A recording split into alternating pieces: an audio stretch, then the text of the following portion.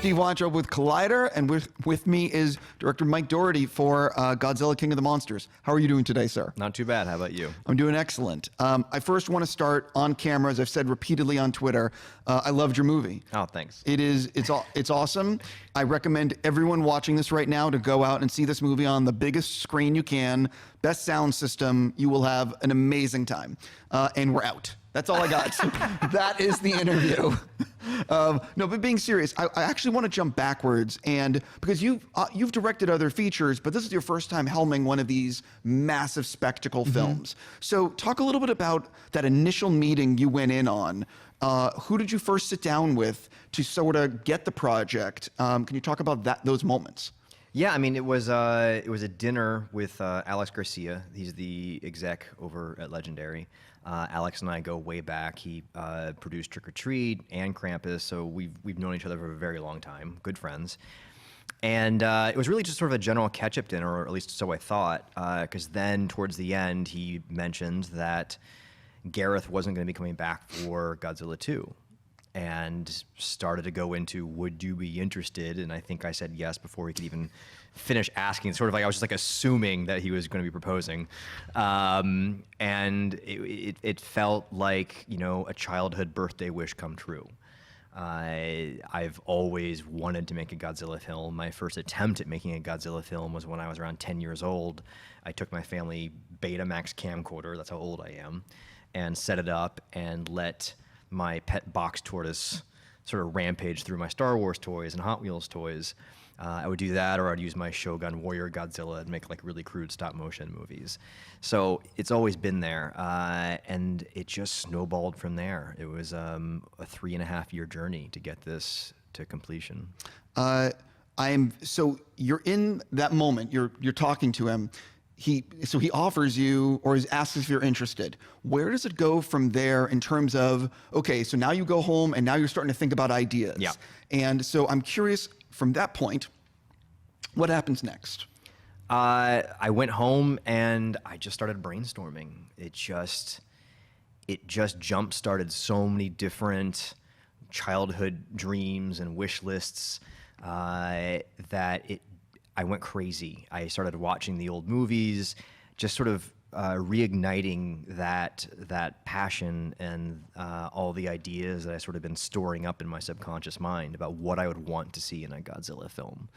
And I sort of wrote up a 1.5-page long, very rough beat sheet / treatment, and shared that with the Legendary group, and that got a big fat seal of approval. And from there, we went and did a writer's room. My writing partner, Zach Shields, and I ran a writer's room of like, I think 10 to 12 writers for about 10 days, and just started bouncing things around, again, revisiting some of the old movies.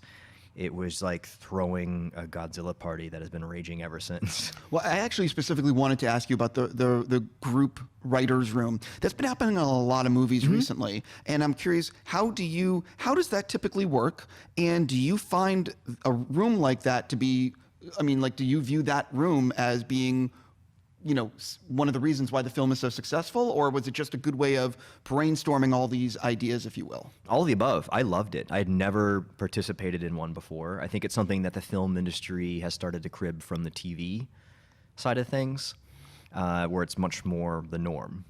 And it's really helpful. It's a great tool because you're just getting a bunch of nerds together, you know, theoretically people who are much smarter than you are, more talented than you are, and just sort of kicking things around. You know, it's like forming a band in your garage, and nobody's wrong. It sort of helps you test the waters with some concepts. I mean, I love collaborating with other writers, filmmakers, etc. Because again, it's sort of like sometimes the voice of a writing partner or a writer's room might have better taste than your own internal voice. You know, so you can really sort of test the waters to see, like, is this idea really as cool as I think it is, or am I just blowing smoke up my own ass? But it's also just a good time. If you put the right crew together, it's just a really fun time. And by the end, we had such a strong bond, and really just clicked with each other. And I think it was instrumental in getting this film to where it needed to be. Well, obviously, Warner Brothers, they've already shot the next one.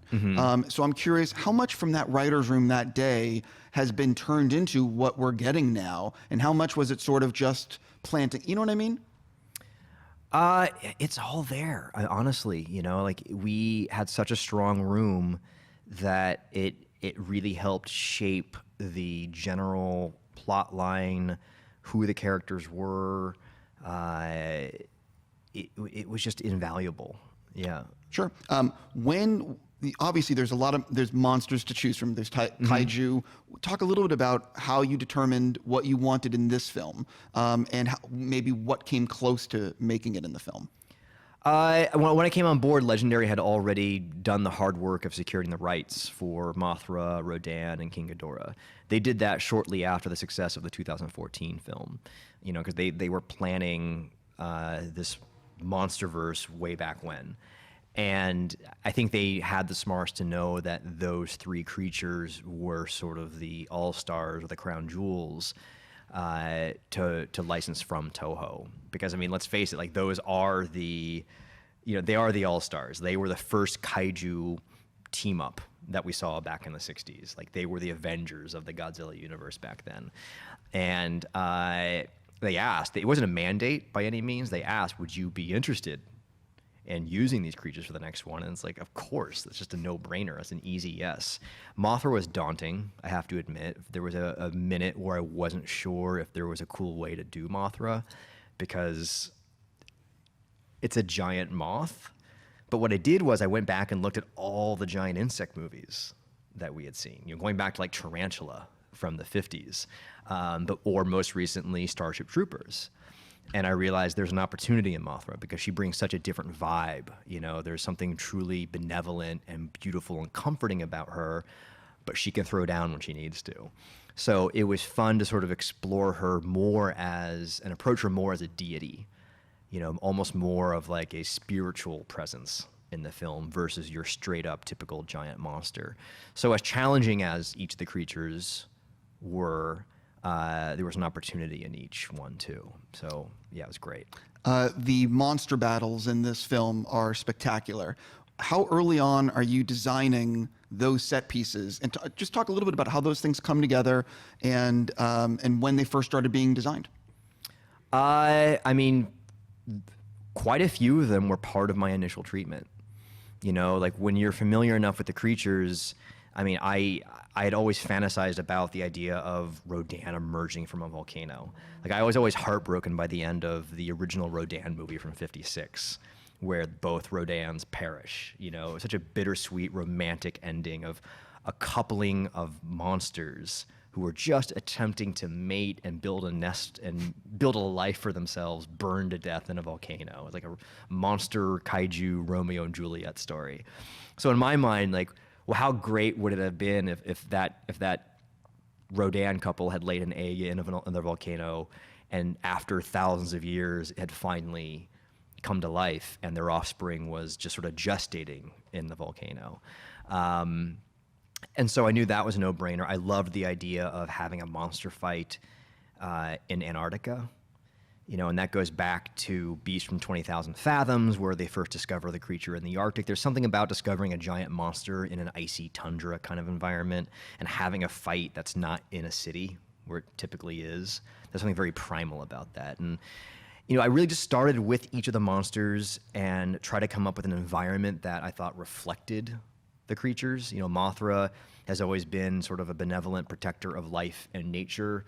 And in many of the past films, she hatches in some sort of ancient temple or ruins, surrounded by her worshippers and whatnot. So it made sense to sort of give her a sequence in a rainforest full of mystery and beauty and nature.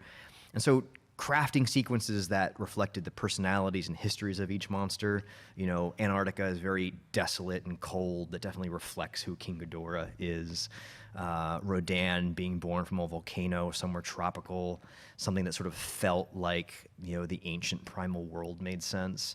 So it was more than just sort of coming up with a giant monster and having them attack a city. It was really about stepping back and looking at that monster's history over the course of all the films and trying to come up with sequences that truly captured the spirit of what those creatures were and would allow them to sort of flex their muscles in a way that really amplified what those creatures are. Like giving Rodan an aerial battle where he just tears the crap out of a fleet of jets. Definite tip of the hat to the 56 film, you know, where they had that, and it was just a Rodan puppet going after miniature Japanese Air Force jets. But there was something to the core of that idea that stuck so deeply in my childhood mind.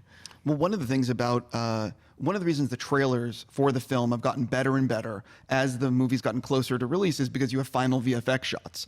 I'm curious, the look of the film and the VFX, like I've gone on off, the way I've phrased this question is terrible, but the VFX with the monsters is fantastic. Thanks. And obviously these are CGI creatures, if you will. And No, they're all real, 100% practical.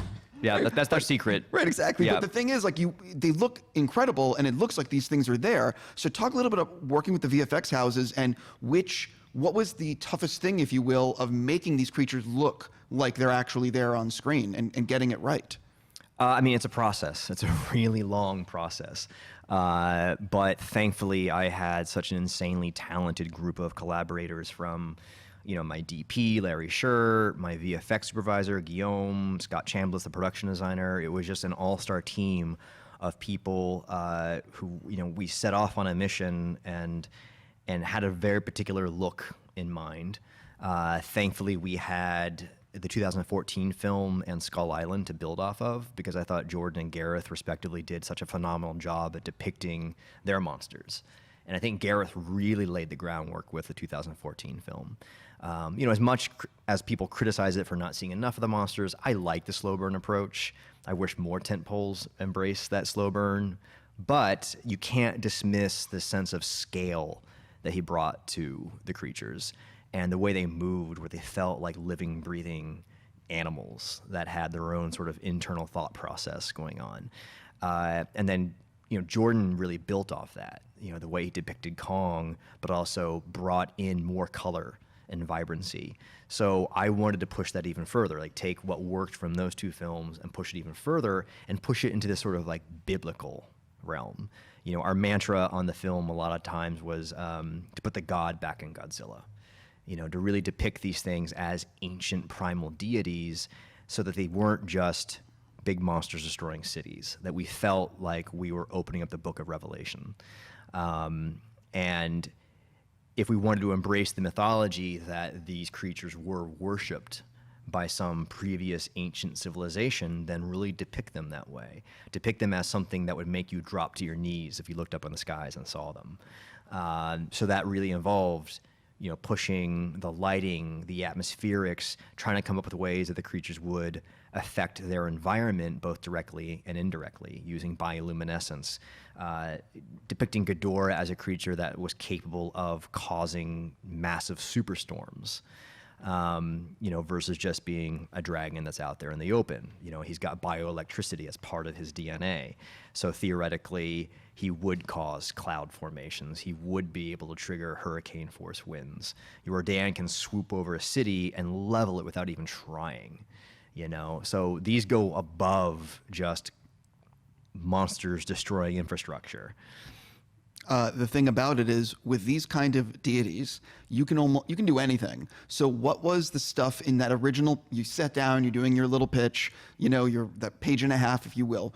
Did you have anything back then that ended up in the finished film in terms of some of the action or what you wanted to see happen? All of it. Oh, so it's all right there. Yeah, it's all there, you know, like, you know, discovering Mothra's egg in a mysterious temple in a rainforest.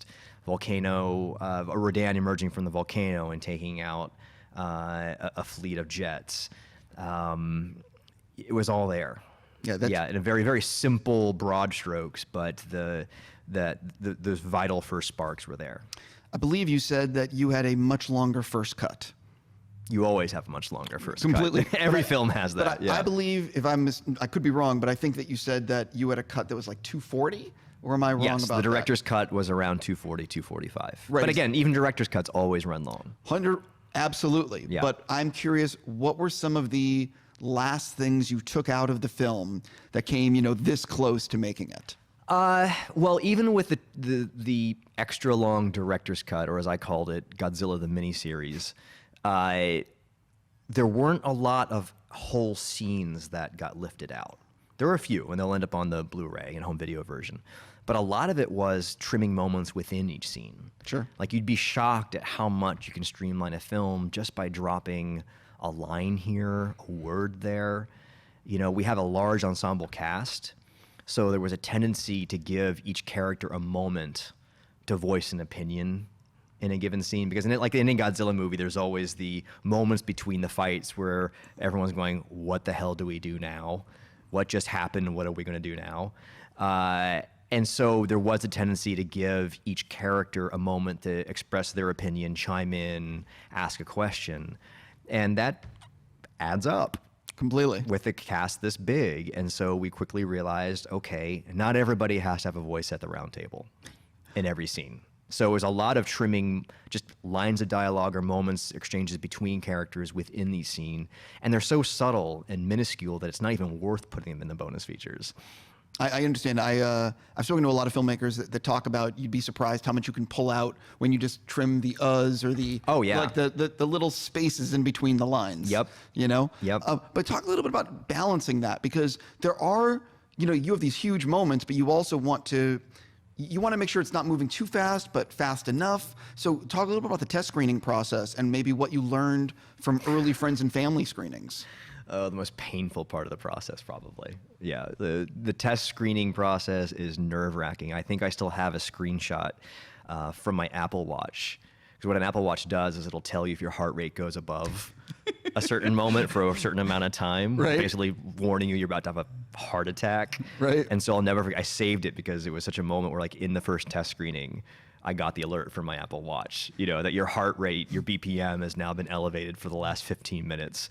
But it's nerve-wracking because it is like standing in front of an audience naked and having them criticize. Well, the thing about this is, with this film, you have a lot of VFX. Yeah. So how early on in the process did you do a cut to show to an audience? Early. And what were they just seeing previs, or were they seeing rudimentary CGI? All of it. So Oh, wow. all the above. It's a hodgepodge, a mix of it, which almost makes it worse.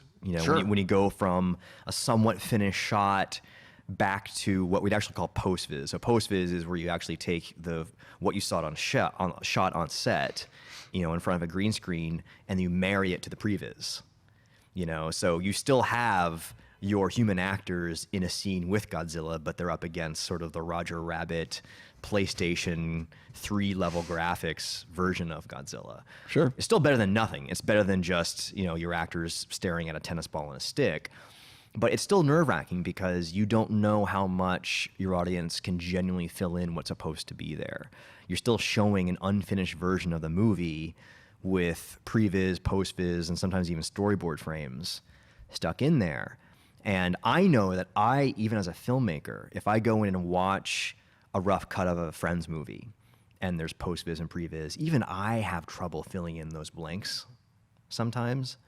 So maybe other people are better at it, but it's nerve-wracking because it's hard to sort of guess or second guess how much your audience is really in the flow of the story when you're being pulled in and out of finished shots and unfinished shots. Yeah, I think I've been in the same boat of what you're talking about, and I think all you can do in that moment is say, does the story work? Like that's really ideally, yes. But the story often, whether or not the story works, can depend on what you're looking at and hearing. Oh no, absolutely. So you're doing that early version. Yeah.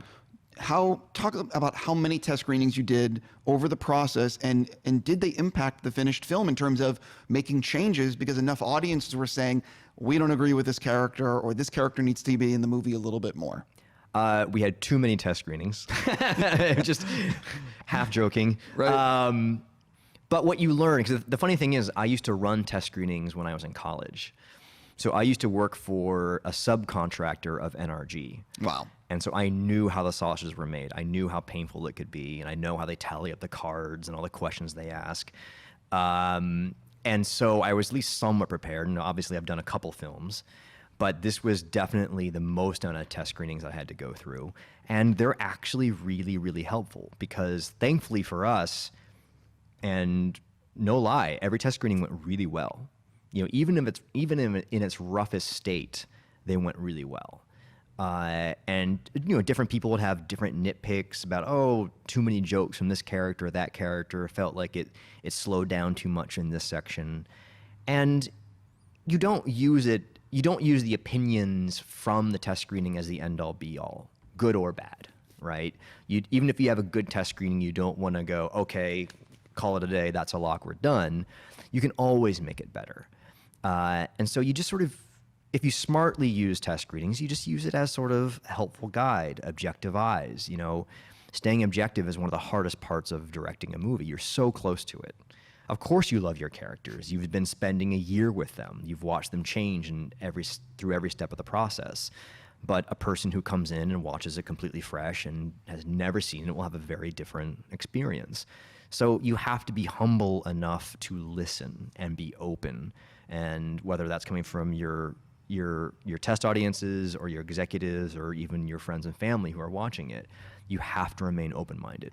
Yeah, the thing I've spoken to a lot of directors have told me in the test screening process, they've been with the film for so long that they start thinking about cutting really funny jokes because it doesn't work for them anymore. Yep. So you need to be reminded, these things are still working. Yeah, and we had instances like that where it's just like you get tired of this joke or that joke, or you don't think that jump scare is working, or you don't think that action sequence is working, and then lo and behold, you show it to a test audience, and they're laughing, they're clapping, they're cheering, and suddenly it can be very reassuring and comforting to hear very vocal, positive reactions. And that tended to be the case with us, that every step of the way, every subsequent test screening got better and better. I want to jump backwards a little bit to the deleted scenes. You mentioned there's a few of them. Listen, I know based on Twitter, when I talk about Godzilla, there's an awful lot of Godzilla fans. So how many scenes will be on the eventual Blu-ray, or how many minutes of stuff, if you will? You know, I don't have a tally. I want to say that there's roughly 6 to 8 scenes, like actual legit full scenes. And they're fun. They're a fun watch. I mean, listen, if we were doing Godzilla, the TV series, they would be perfectly great scenes. But when you're trying to make a 2-hour plus movie, pacing is a very important consideration. Yeah. No, I was going to say that I just spoke to Chad for John Wick 3, and he said the things that he's learned, it's only his third film. He said the thing that you're always struggling with is tone and pacing. Yeah. He said that's the 1-2 punch. And what I found on this particular film was it was too front loaded. It was too much setup. The first act was dragging. Because when you're going through the writing process, you know, especially when you're working with a studio, especially in a genre film where there's so many things you do need to set up, there's such a strange world that you're entering. There's a tendency to over-explain in the first act because exec A doesn't understand the rules of, well, what are kaiju and where do they come from? So you find that you're padding all these scenes to flesh that out more. And then lo and behold, when you get the cut in, you realize, okay, we're over-explaining. The audience gets it. We can take the scene and truncate it down from 3 pages to half a page. One of the things, there's always merchandise for movies like this. Damn well there is. Right, exactly. But I'm all in on Godzilla merchandise. Yep. My question is, what did you take home from set, and what is the merchandise that's about to be released or out now that you're like, I need that, I need that, and I need that? So much. Didn't get a lot from set. That was a huge mistake. Go on. I didn't get a lot. Wait, I understand. You're saying, I get that. So you're saying that you might have stuff, but you didn't actually get anything. I didn't get much. Right, exactly. Okay. And it's such a tiny token, but I was fascinated by this particular prop because, you know, we're dealing with Monarch, which is supposed to be a top secret organization that hunts monsters.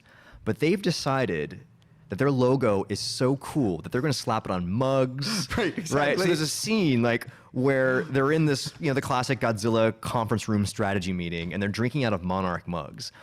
And I left it in the movie because I thought it was so hilarious that somewhere within this top secret monster hunting organization, that, you know, there were emails were like, okay, Serizawa, what do you think about the logo placement on the mug here? You know, Sure. It'd be like having Area 51 mugs. Completely. Do you know what I mean? So I have a Monarch mug, and it's one of my favorite mugs to drink my morning coffee out of. But the merch is nuts. I mean, Toho and Warner's and Legendary are going crazy with the Godzilla merchandise right now. And the figures are definitely probably my favorite because that helped kickstart my love of the character. It was my Shogun Warriors Godzilla, which I still have in my bedroom, and it has been part of my life since 1978. You know, it's been sort of my sentry against the monsters under the bed, the monsters in the closet, what have you. So to know that there's a new generation of kids who are going to get these much more detailed and articulate Godzilla toys makes me really happy. And they also have like these little tiny deformed Godzilla figures that I think are more for the Japanese audience, but I'm making sure I get my hands on a set. I want one of every single toy. By the way, that's the right. I think Mark Hamill had that on Return of the Jedi. That might be where I heard Yes, about it. The rumor is that, I think I asked him about this in a junket interview, was that I think he redid his contract and he wanted one of everything. Yeah. Like, well, by the way, get two of everything, and then you have one to open up, play with, and display, and then one to keep in storage as, you know, an investment for the future. completely. Yeah. Guillermo, when he does his movies, he will, when he designs something like a maquette, he will always make sure to get two so he can keep one. Yeah, it's actually in my contract that I get at least one creature maquette of each creature. Oh, so okay, so you. Yeah, I might have been inspired by that actually. Oh. Because it's one of those asks that the studios just don't care. They're like, sure, whatever, nerd. Yeah, we'll give you a key prop, Right. you know, from, and I haven't executed that. I haven't asked for it yet, but I need to. Yeah, it's interesting though because Thomas Tull, when he ran Legendary, was also a massive collector. Yeah. So apparently, when they were doing Pac Rim or any of those, anything that Thomas and Guillermo worked on together, they each wanted one. Oh, yeah. So they would make three. So each of Oh, them I didn't know could that. production, Guillermo, Thomas. That explains why there's so many Pacific Rim props around the Legendary office, which makes it cool though, because you walk around the Legendary office and it feels like you're working at Monarch or, you know, something, or you know, something to do at a giant monster lab, because there's like random creature parts sort of scattered around in different corners. This leads me to my next thing, which is what are the if assuming big hit, Godzilla Kong big hit. What will it take to get Godzilla Kong Pac Rim in a multi-universe battle? I have no idea. I mean, that is a question for the Legendary brass, but yeah, that's above my pay grade. My last thing for you, at the very beginning, I mentioned how you haven't really made a movie on this scale, and what did you take away from the process in terms of managing a scale, scope, and a budget like this? Was there anything that maybe surprised you about the process, or, you know, for people that are other filmmakers that are like you that have worked with lower budgeted stuff jumping to this thing, like what's the advice you can share even? You know? Yeah, I finally had some distance to think about this because it's a question that keeps coming up. And the thing is, like, whether it's a small movie or a big one, I go through the same emotional roller coaster. You know, all the fear, the confidence, the excitement, the utter depression, it's the same, right? It's just, because I think when you truly care about what you're working on and you're passionate about it, you're always going to feel that sort of range of emotions, for better or worse. But with the bigger one, the thing that I definitely learned was how to let go, funny enough. When you're surrounded by so many amazing collaborators, people who have made a lot more movies than you have, whether it's your production designer, your DP, or your editors. And when you do have more time and resources to experiment, try things, go down paths that you think will never work or sound insane, I learned a sort of a more Zen approach of let go, let's try it. Why not? You know, we've got the time, we've got the money and resources to go down a path that we don't think is really going to work, or at least I don't think is going to work necessarily. But Command Z, you can always hit undo. Sure. You know? And so I really enjoyed sort of varying between when to hold on tight to the wheel and when to let go and see where things take you. And I often found that a lot of times when you do let go, not only is it a little more relaxing, a little bit, but some really wonderful new ideas can come out of that. I could ask you a million other things, but you have I'll come back. Yeah, I was going to say, I really mean it sincerely. Congrats on the movie. Thank you. And for everybody watching this thing, I really mean it. Go see this in the biggest movie theater you can. It's playing for at least a week in IMAX. I hope so. Yeah, and so like I don't know what the IMAX release is, but this is one of those movies you want to see in IMAX. Wish you nothing but the best. Thank you. Thank you so much for coming in. Thank you. Everyone go see Godzilla, King of the Monsters.